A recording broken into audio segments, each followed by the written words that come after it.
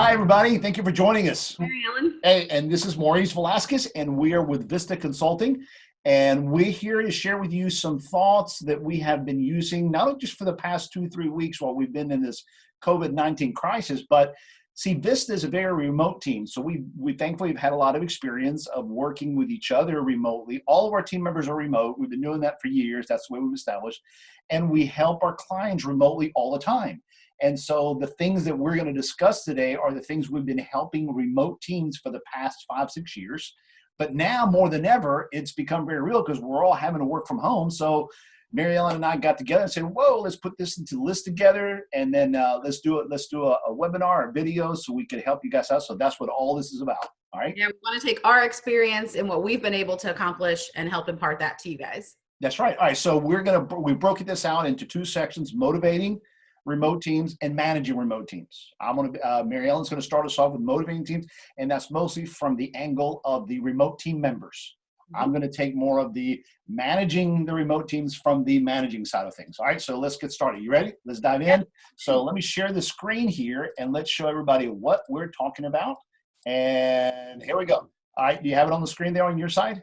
Yes, I see it up on my screen. Practical tips for working from home. That's right. So it's a good list of 10. So give me an idea. Give yourself a minute. What do you mean by that?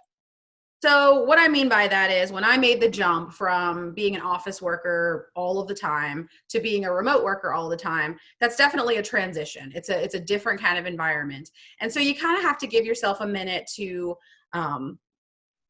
jump into that new thing. And what I mean by give yourself a minute in this context is you don't wake up in the morning and jump right into a client email, right into a client phone call, because that's not what would happen when you're working in the office. You'd have time to get up, get your cup of coffee, listen to the news as you're driving to work, say good morning to your coworkers. You'd have that time to sort of ease into your day. Give yourself that time to ease into your day, even when you're working from home. If you're up as soon as you hear that email ding, you're going to drive yourself crazy. Yeah, you don't have boundaries. You have starting points, end points, so everything blurs, right? Exactly, and you're working all the time, and you feel like you're never off, you're never available for your family if you operate like that. It's hard enough to have created that don't bring work home before. Now everything's thrown together. So if you don't do this, you're gonna crowd up your work-life balance, right? Exactly. Okay. So give yourself some time to ease into your workday. Cool. All right, number 2, get ready for work. So I have ready in quotation marks there. I've seen a lot of tips lately on people who are newly working from home, and they say, get ready for work as you would, put your makeup on, get dressed nicely. And I'm here to tell you, that's not for me. You see, Mary Ellen, I'm one of the guys that I have to get ready for work. And if that's what you need to be successful, by all means do it. And I'm the kind of person that I have day pajamas and I have night pajamas. And see, I made the mistake of saying, well, then I'm that way. Well, then, hey, my wife and my kids got to be the same way, And they're like, no, it never registered that, wait a minute, some people don't need to get ready. As a matter of fact, the more relaxed they are, the better they're off. That's what you're saying, right? And that's what I'm saying. Certainly, if you have a client Zoom meeting, if you've got something where you need to project that image of professionalism, then by all means do that. But you know what? A Zoom meeting is only the top. So, well, let's tell everybody. You and I called each other 30 minutes ago. You ready for this? No, I'm not ready yet. And we got ourselves face ready. Okay, that's right. I went and ironed the top part of my shirt. I'm gonna talk here. I don't usually look like this when I'm working from home. That's right. Okay. All right. So number 3, have a dedicated workspace. Yep. So what I mean by that is, not all of us have the luxury of having some super fancy in-home office. Right. Give yourself a dedicated workspace, even if that just means a spot at your dining room table. That's the place where you're at. You surround yourself with your papers that you need, your headphones, your cell phone, your computer. And when you're there, you're at work. If you need to take a break, you get up from that dedicated workspace and head into your kitchen or wherever else in your house. But that signals to your brain, I'm at work right now because I'm at my dedicated workspace. Yeah, I think that I've heard you do this list before. That one to me is one that's helped me the most. It helps me to say I'm working here, I'm not working here. Again, boundaries and spaces, right? Yep. My home office is in my basement, and I almost have this like brain switch when I go down the basement steps. I move from I'm at home to I'm at work right now. Yeah, that's good. That's good. That's good. And you know what? For number two, I do the same thing. Remember, I'm the one that gets ready. Whenever I finish working, I go change shirts. Yep. Yeah, because I'm at home, and it really it's. I guess what you're saying is because we're all different personalities and have different psyches. Whatever, tailor it to yourself, and just be yourself for yourself. Don't impose that on everybody else, because we're not, in this regard, it's got to be very fluid, right? Exactly. You got it. Okay. So cool. All right, number 4, building breaks. Build and break. So, when we're working in an office, people have this idea that we've got like 8 hours of uninterrupted focused bliss. And let's face it, that's just simply not the case. Right. You may be in an office, but you've got your colleagues coming in to bounce ideas off of you and talk to you. You're getting up for bathroom breaks and coffee breaks. You're walking into meetings. You're taking phone calls. You've got things that sort of break up that focused, uninterrupted time. And if your expectation when you're working from home is that it's going to be this just blissful, completely focused, uninterrupted time for 8 hours, I think you're setting yourself up for an unrealistic expectation. And also unhealthy, right? Exactly. Very unhealthy. So, I aim for kind of chunks of focused time. So, I've got my phone call scheduled out, but I also kind of schedule in time for myself to say, in this hour, I'm going to work on this project and get it knocked out, kind of eat that frog, if you will. Right. Move on to something else. And in the meantime, I might grab a cup of coffee. I might get myself some water, whatever it is to break it up. But I'm certainly not sitting here looking at my computer screen, uninterrupted focus for 8 hours, because that's an unrealistic. Right. And interestingly and ironically enough, I have gotten more, I don't know if you have, I have gotten more requests about time management techniques since the COVID-19 started, because this has forced everyone to phase their own time management. Exactly. And it's a tough transition, I think, well, at the office we had that river that you just jump in and you kind of just go with the flow. But here, the flow is you. So you set that flow. You got to set that structure for yourself. That's right. Yeah. So maybe that's one that you and I can do in the future as far as time management techniques for that. So, all right, number 5. I like this one a whole lot. Know yourself. What do you tell us a little bit about that? Talking about that a little bit in some of these other ones. For example, you saying you're the kind of person who likes to get dressed for work and get ready because that knows your brain. What I mean by this is, I don't start my calls until at least 10 o'clock in the morning. I know my morning brain. Okay. It's much better for kind of being quiet, focusing on a project. I'm not really on yet. I'm not really ready to shine. I'm not really ready to accept all of that yet. So I know that about myself, and I structure my day so that I am the most productive I can be. If you're the kind of person who works best in the morning, put those tasks in the morning that you can really get knocked out, and keep some of those things that you don't have to be as 100% focused on in the afternoon. And everybody works differently. So, and it may take a little bit of time, a little bit of rhythm to figure out how you work best, but I'm saying structure your day in the way that makes you most productive. And that's going to look different for me than it is for you. Yeah, that's good. That's really good. That's really good. I hate to do this a lot, but this feels like you and I ought to do another one later on this whole thing of know yourself, your personality, and different things for different people. Well, it fit into your profiles, I think, really well, because I think that probably ties into who we are as people. Well, yeah. And look, I mean, my wife and I work very closely in the business, and she's got her clients, I have my clients, but it's interesting, even though we've worked very closely in the past, now we're working at home all the time. I'm seeing an angle on her and she's seeing angles on me. We hadn't seen each other. Yeah. You know what I'm saying? And so, and so that this whole know yourself thing is like, know yourself and the people you're having to live with now. Yeah. Absolutely.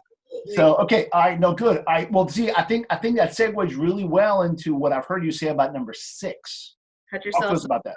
Yeah. So for a lot of us, this is new.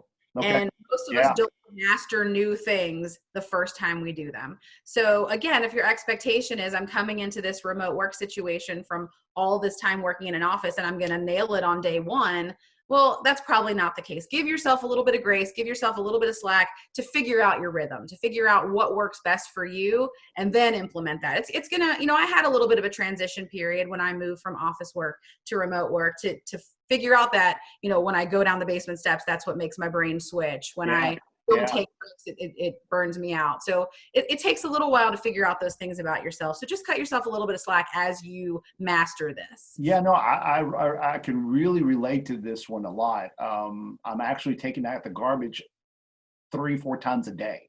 Oh my gosh. And the amount of dishes that we have because we're eating everything at home. It's well, and I'm just realizing I'm just going to take out the garbage because I get to walk, I get to breathe, I give myself that slack. I think, you know what I'm saying? And so just combining all this to make it work for you is really what I like about your list. It just segues so well, and dominoes, they work well together, you know? So, okay, good points. Good point. Number 7, don't be an island. Don't be an island. So Vista has one of the best work cultures of any company I've ever worked for. Yep. And we're 100% remote. We only see each other when we have Vista events, when we may be together at, client visits. And, once a year we have a kickoff meeting. Other than that, we really have to be very intentional about our culture. Yeah. So if I'm sitting at my house and I'm struggling with an issue with a client, what I mean by don't be an island is I don't just sit there and struggle with it. I reach out to them. I know they're there for me. I know that I can call any one of our consultants. I can call Tim. They're going to be able to be available for me to bounce ideas. They're going to help support me through that. I'm never an island, even if physically I am by myself and not with my colleagues. I'm emotionally not by myself when I'm part of it. Of course, I'm part of that culture, and I feel it. I see it. I can definitely concur that is reality. I've noticed that we have structured meetings. Okay. Mm-hmm. Then we have impromptu planning meetings as needed, right? Yep.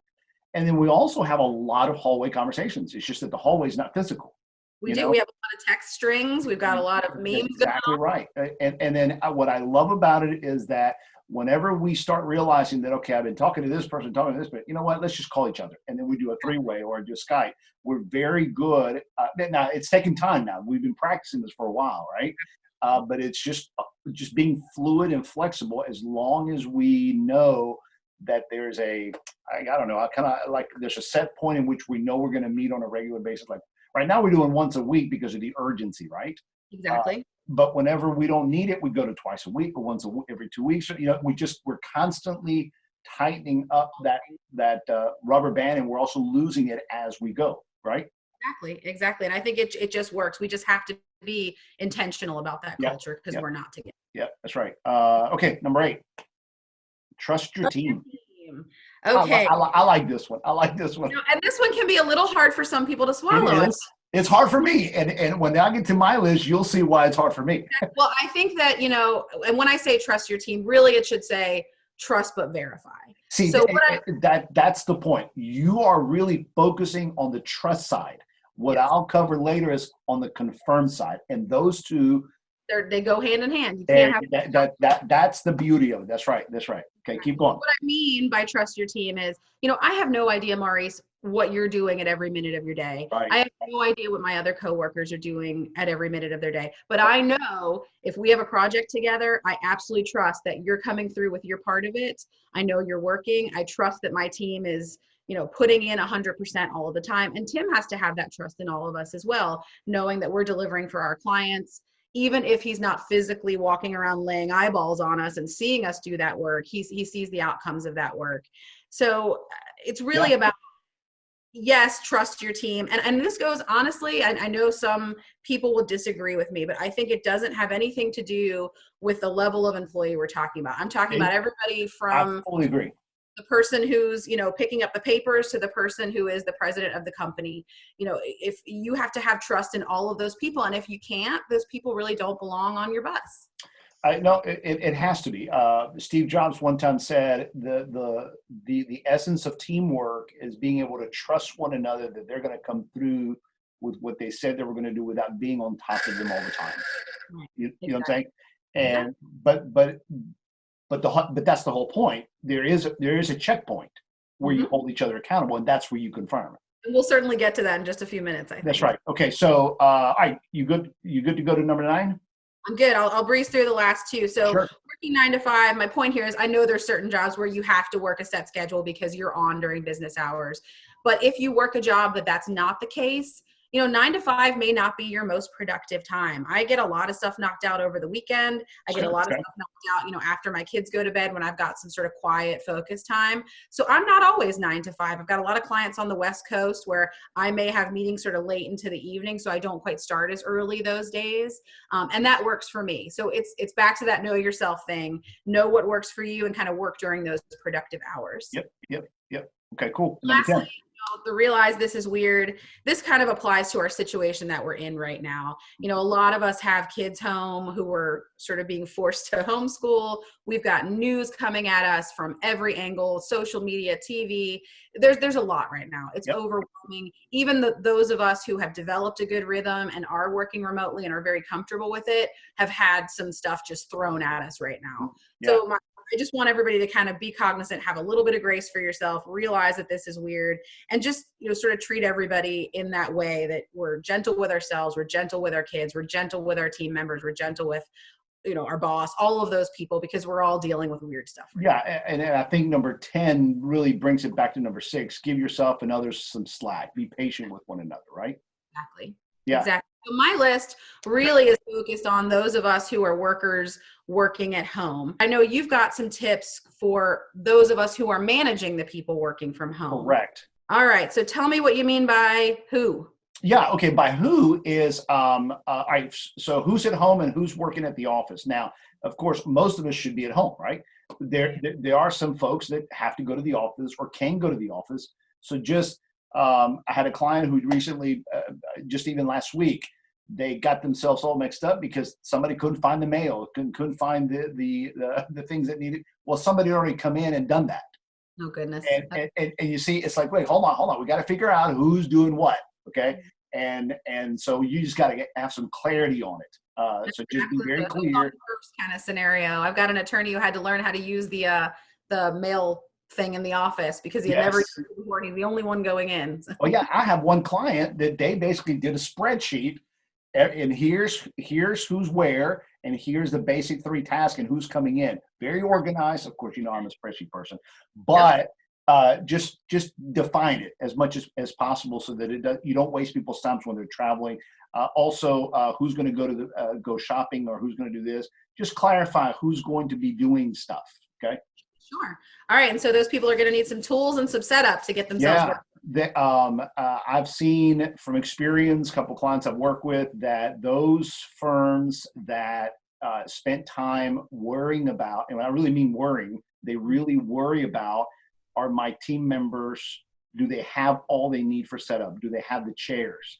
Do they have a desk? Okay, they're having to use their kitchen. What do y'all need? Do you need office supplies? Do you guys is your web camera working? You know what I'm saying?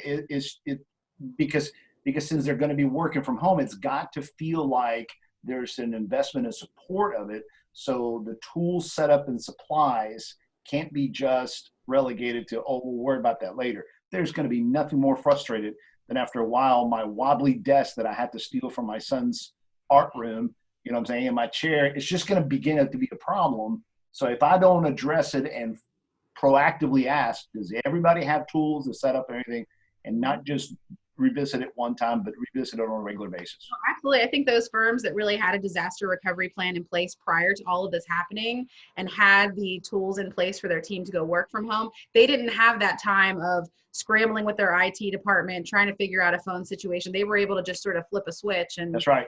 A lot quicker, get to work a lot well, one team I worked with last week, everyone's got their webcam. Everybody wants to use it. I said, okay, look, I hate to say this, call an all-team meeting, ask everybody to log in because you want to say hi to everybody. And guess what they found out? They weren't ready. Yeah. They weren't ready. Half of them didn't know how to use it, and those that did not. And the glaring and the lights, and you know what I'm saying? One guy kept fiddling around with his window shades and goes, I can't get this brightness off of here. It's hilarious.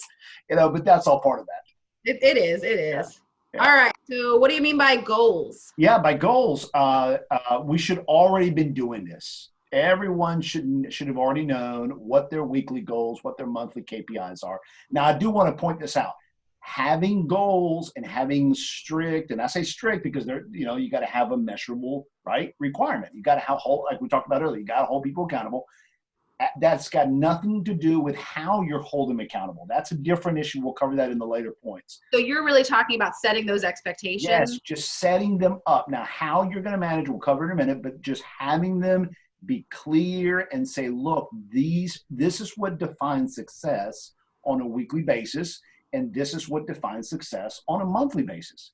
And give it to them and make sure that everybody knows, so that we can deal with the time management, the obstacles, and it helps us stay focused from a day-to-day. That doesn't mean we micromanage on a day-to-day. See, that's the how you manage. Right. This point number 3 is right now, just make sure everyone has their goals and their metrics of success of what every week looks like well executed and what every month looks like for successful execution. And those goals that you're talking about here in number 3 are not necessarily, they may be, but they're not necessarily the, big, lofty, this is our financial goal for the year each week. We're also talking about very task-based. They should all lead to those big ones. Right. Because most of us work from tasks that are just the small links of the long chain. Mm-hmm. As long as everybody's meeting their goals and they're all responsible for their length, then we can meet all of our objective big goals. So one team, I think you saw the email. I'm not sure. If not, I'll send it to you. One team, the team lead paralegal sent out to the whole firm saying, "Y'all, we've never met our demands the way we've met them in the last week.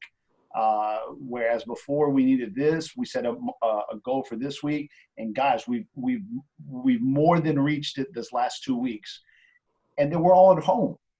Okay. Mm-hmm.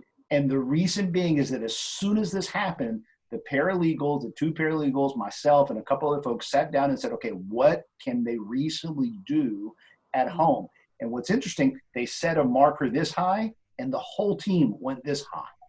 That's awesome. And it's just the reverse psychology of it. And it's just fantastic. It works.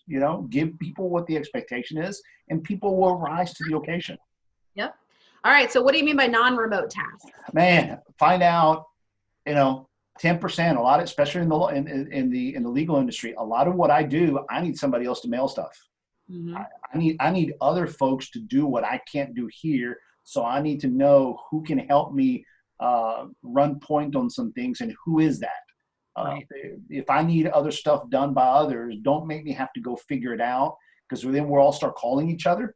Whereas just define that there are some folks that can do other tasks for others, and let everyone know who they are, so you can connect people together. That's what that means. Okay, got it. So let's talk progress reports. Yeah, progress reports and goals are very tied together. And the reason for doing this, the 3 and 5 go together, is you want to move away from micromanaging. Okay. So what you do is you have a report. Now, those reports are different from firm to firm, from organization to organization. And sometimes you don't even have to have a report. The Needle systems or the dashboard system collects all that and puts it in a dashboard report, but it's being collected. Okay. Mm-hmm. So we could have made number 5, say, a collectible dashboard report of something. However, the firms that don't have that and they need to enter the weekly updates of what the activities that got done, well, it might need to be entered into a spreadsheet or into a Word file or something, but have something that on a weekly basis, somebody can either run a report or can gather that data from everybody, so that we know where are we and how well did we do this week. By having that, it keeps us from having to micromanage. Absolutely. And I would say those firms that have worked with Vista in the past and have had Vista build a dashboard know how valuable it is to be able to kind of take a one-stop shop and say, without even calling anybody or digging too deeply into anything, I can see, are my case managers, hitting their client contact numbers, what number of demands went out this week. But for those who haven't worked with Vista or don't have that capability right now, them being able to look at an Excel spreadsheet or check in with that person via email, even, so they can say, this is what I accomplished this week. That's right. Holding them accountable to those things that we said we expected of them. Right. And that's where number 6 comes in, that regular communication. And here, because we both referred to the whole issue of confirming, holding folks accountable, not micromanagement, this is where we need to talk about that. And that is that this deals squarely into your point where it says know yourself. Well, know your team members. Okay. Mm-hmm. If your team members are the kind of personalities that they don't like a daily call because that feels too much, well, you need to recognize that, because that daily call is going to be a problem. Okay. But also don't think that, oh yeah, my team, we're a bunch of thoroughbreds. I don't have to call them. I don't have to, I just leave them a call once a week. Well, I hope you hired a bunch of introverts that don't need that way. But if you hired anything short of an extrovert, then guess what? They need social interaction. They need to hear from you. Okay. A colleague that I talked to last night, he is a very high introvert individual. And he said, Maurice, I'm having a really hard time working from home. And I said, tell me about it. Guess what he said? What did he say? Maurice, I feed my energy from social interaction. And I was like, but you're an introvert. What? What are you talking about? He says, no. I mean, I know. I mean, everything in my profile is, but no, I need it. I'm having a hard time because it's just too quiet for me. Now, I love the quietness in my personal space, but in my workspace, I mean, I'm used to interacting with others. And I said, okay, hold on. Was that? That's fascinating. It is. And I said, okay, so hold on. How often is your supervisor contacting you? And you see the silence? Yep. That's what he told me. Yeah. Well, and I think too, that takes some time to develop that, to get to know your team well enough to know how often Maurice likes to check in, how often Mary Ellen likes to check in. And it's just like that know yourself thing. We're all going to be a little bit different with it. So you have to take that time and rhythm to figure out what's working for you, and managers have to do it too. Yeah. And what's interesting is that, like I said earlier, like you and I talked about earlier, it's not until you're there with it, you realize you're there. It's not until my wife and I have to work at home when I realize, wow, I've been married 25 years. I hadn't seen that in her. And she's seeing some things in me. Take the trash out right now because I need a minute. You know what I'm saying? So we're all experiencing something new that's bringing stuff out of us that we didn't see at the office because we're in a different space. Absolutely. And so you just have to keep your eye out and realize regular means different things to different personalities. You're absolutely right. Okay. So the team leader, leadership rhythm. Okay, so the leadership rhythm is it's really the behind the scenes that makes all this fascinating and fun. Okay, if we know that all the team leaders are talking to the remote teams, then there's this interaction. How you doing? How we doing? Great job. Look, I need you to improve the mentoring, the coaching, and all that. And that's what happens in the regular communication, right? There's coaching, there's mentoring, there's assistance. We talk about how you're doing, what I need to do, what are you doing that needs to improve, what do I need to improve, and then here's the big one. Ready? What do you need that's getting in the way? What problems are you having that I need to know about? Mm-hmm. And that's where in a remote right here, you need to be able to give the remote team members the confidence that there's not anybody else listening to this. You see what I'm saying? That you can tell me anything. Right. Let's have a candid conversation. I'm sorry, what? That you can have a candid conversation. Yes, because again, it's kind of like when you close your eyes, you're hearing, or blind individuals that their other senses pick up, or if you're deaf, your other, you know what I'm saying? All right, it's the same thing. Now that we're remote, we're hearing a silence and we're seeing things we hadn't done before. And I got to be able to talk to somebody about these issues, okay? Because I'm seeing things that I need to talk to you about. Now, if you're my team leader, Mary Ellen, and I'm the remote team member, we're both remote, and I tell you that I'm seeing some things, half of what I'm going to say, you're probably going to have to go and kind of keep an eye out, and you and other team leaders may need to go to a management meeting and say, hey, y'all, we're hearing this from our people. Yep. But if that leadership team meeting is not happening at least once a week to where we can bring our stuff that we're hearing from the field, then we're not going to be able to support them. And they're going to soon realize it's not worth me telling Mary Ellen, and these meetings just become something for you to hold me accountable. Right. And they no longer become candid, and they fall on they feel like they're falling on deaf ears. Exactly. So that leadership rhythm meeting is to make sure that we're checking on progress, that we're fixing problems, that we're making decisions that empower the Mary Ellens of the world to empower the remote team members, and that we're helping them so that the message is the leadership team is back in the back waiting for you guys to tell us where we can fix things and how we can assist you guys out in the remote field. Gotcha. All right. So what about team-wide calls? All right. Well, that's the next step. If we're meeting as a leadership team, okay, and we're hearing from everybody and we're seeing the progress report, see, all this leads up to this. then let's have a team meeting where we do a whole team meeting and it's very positive. Guys, thank you so much for this. And what I'm telling all partners, okay, get in front of your remote teams at least once a week. They need to hear from you, and they need to see that presidential officer on a horse leading the charge, motivating, that only the executives at the top can do. Yeah, and I think it goes back to the this is weird thing, because people are feeling unusual and unsettled, and this is a weird situation. But if they see their leader really being with it and acting as a leader should, it helps sort of quelch some of that fear and concern. Yeah, and if I had a room of just the executives at the top, here's what I would tell them. Do your one team, okay? And then ask your managers, are y'all doing a team-wide within your team? Yep. Okay. I love the fact you're calling each one individually, but are you having your own team where you're being presidential?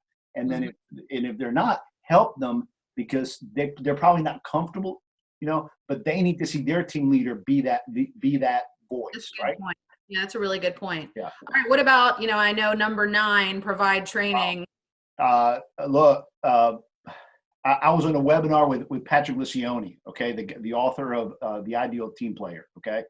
And of course, he's got like 50, 60 consultants worldwide. And he said, it is amazing how much training they're now doing for their clients and how they're training their clients on how to use virtual technology to provide coaching sessions for each other.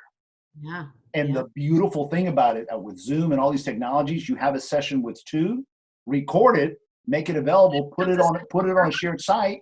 I'm sorry, say it. And it becomes a session for 100. And absolutely. And then contact your training coordinator or who's ever wearing that hat, or HR, and have them organize it. Okay. And then eventually somebody please put all that up on your company's YouTube channel and make some of those private, make some of those public, or open up 2 channels, one for the public and one for internal. I mean, get creative about this. Now's the time to do it. The technology's there. And everybody is now okay doing training remote.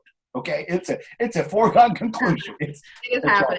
And I mean, I really think provide training, one of the Vista tenets is how important training is for everything that we do. That's so right. really, That's right. 1 through 10 could have some element of making sure that you're providing training and giving that to your team. Yep. All right, build fun around it. Let's talk about that. I mean, virtual happy hours, virtual whatever, virtual ...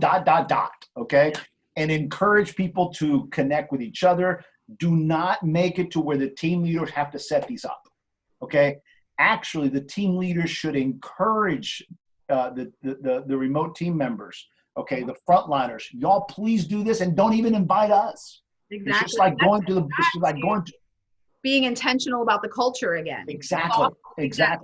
In your team. Yep. Exactly. But then add to it incentives, reward performance, just all that has to do with building. I like you keep using the word intentional culture building. It works.